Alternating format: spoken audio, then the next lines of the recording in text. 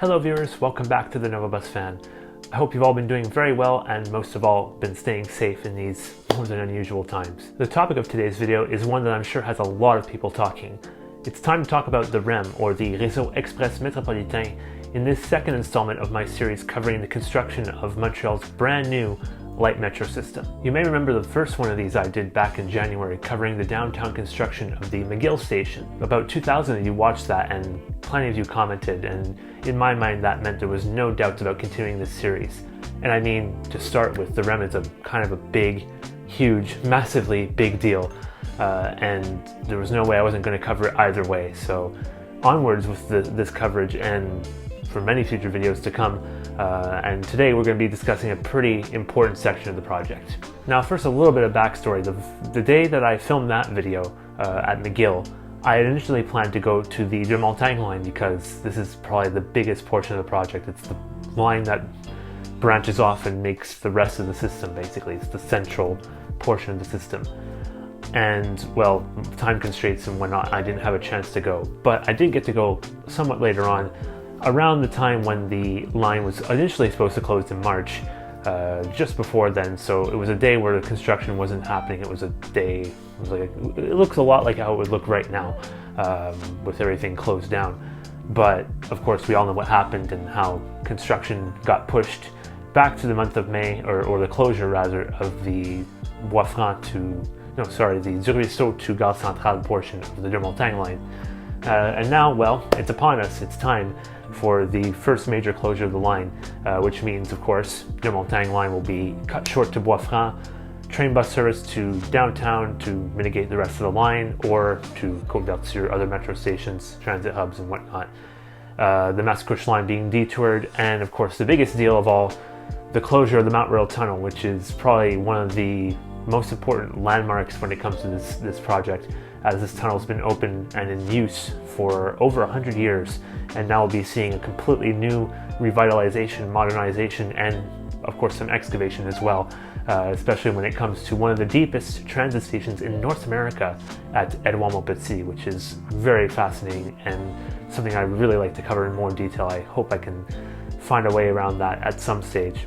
Now, when it comes to the footage that I did get around the Canora Mont-Royal station, some train movements, some of the construction going on around there, I was unfortunately not able to get some footage, at the time at least, of the tunnel portal and the Canora construction. This is mostly focused on the Mont-Royal station, the next one over, which is pretty much as closer to where I was at the time.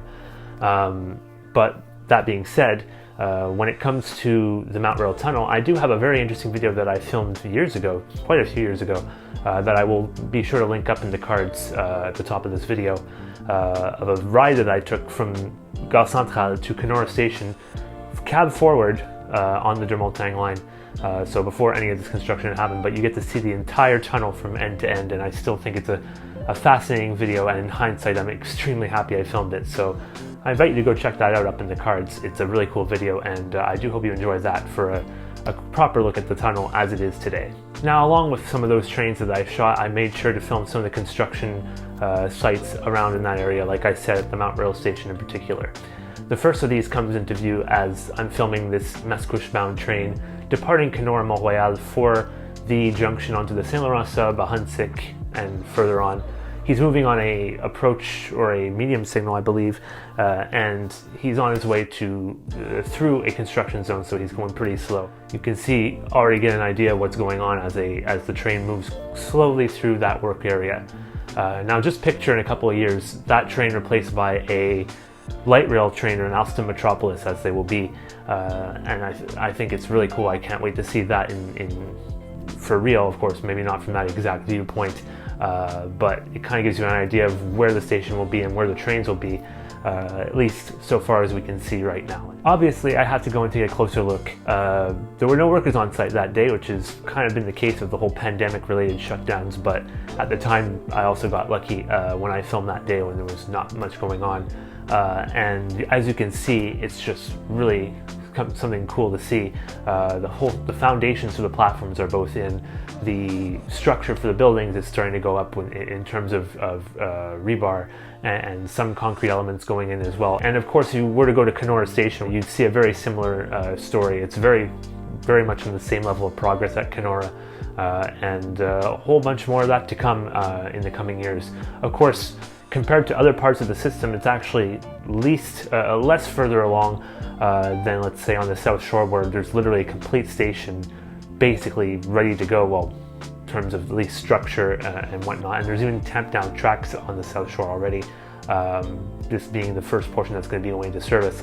I will be focusing on that in the next one of these videos, so definitely stay tuned for that. As you can see in the footage that I filmed at the Mont-Royal station, one thing that sets the REM apart from a classic commuter train system is basically the downsizing of its train length and platform length. It's just station size, and I mean, I'll probably paste in just a shot from a map as well.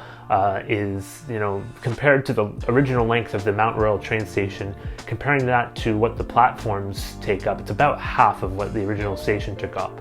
Now, of course, this is going to be substituted by frequency and speed, obviously a staple of a metro system in any capacity, and that's going to be probably just as adequate as it has been in the past, just being able to be a lot more flexible and go further and go to other places and expand further beyond the constraints of a commuter train system. So it's just very interesting to see this evolution of the type of rapid transit that we're seeing here. It's just really is impressive. I can't say that enough. I can't stress it enough. Now, while I didn't get to go to the Canora station, I did go to the very limit of the Canora station construction site, which you can find and you can access at the corners of Dunkirk Road and Montgomery Avenue in Mont-Royal Village, just down the street from the Mont-Royal station. Remember, Canora and Mont-Royal are very close together. They always have been, and well, it's kind of appropriate as a metro system to keep them close together and to have, just for the added capacity benefits as well, so that people don't all crowd into one station. To close out this one, I just want to go back and reiterate just how big and massively significant this project is, and the whole kind of raison d'être of why I'm recording this, not only just for historical documentation and interest, but because it's just that important, and it's important to me, and it's important to a lot of Montrealers as well, I'm sure.